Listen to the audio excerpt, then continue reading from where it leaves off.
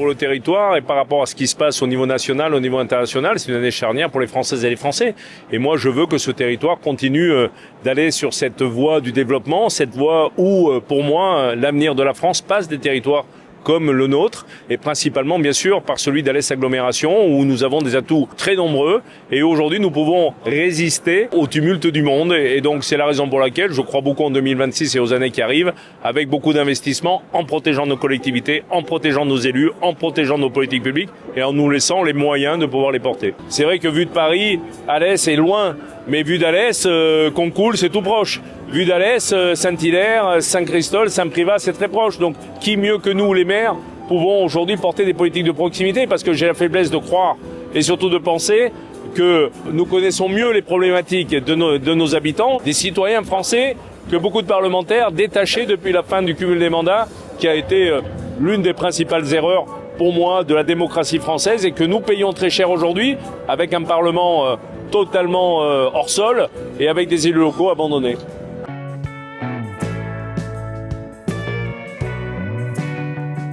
Des projets comme le pôle mécanique, c'est la ville d'Alès puis l'agglomération qui l'ont porté, les zones d'activité économique, bien sûr, les grands équipements, le théâtre Cratère, la piscine, les médiathèques,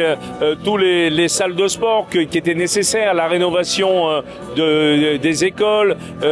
tous ces équipements sportifs, tout ça c'est des grosses transformations, mais au-delà de ça, c'est aussi des politiques de fond, avec la politique sur le développement de l'agriculture, le soutien à notre économie viticole, le soutien aussi au développement durable, à la forêt.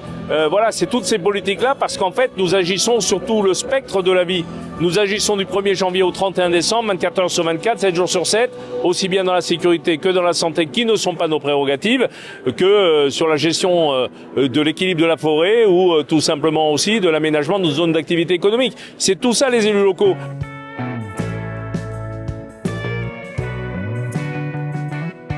Ah ben, c'est plus qu'une victoire, parce que nous avait-on dit il y a 30 ans, Alès perd la population, Alès sera à 30 000 habitants, comme ça arrive pour certaines villes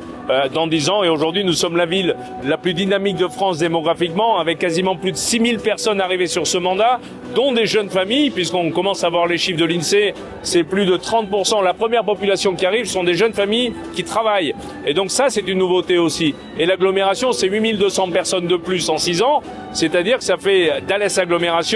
l'une des 10 agglomérations les plus dynamiques de France démographiquement. C'est le fruit de ce travail, c'est le fruit de ce que les gens voient tous les jours. Comme je dis souvent, Alès Agglomération, Villaz, il n'y a qu'à voir, et quand il n'y a qu'à voir, eh bien on y vient, on y vit heureux, et les gens qui viennent d'arriver me le disent tous les jours dans la rue, on est bien ici, on veut rester ici, et donc c'est grâce à tout cet engagement. Et je crois important, surtout au-delà de la santé bien sûr, au-delà de la réussite, au-delà du bonheur, de dire qu'il faut que nos territoires continuent d'être présents au quotidien pour tous nos concitoyens.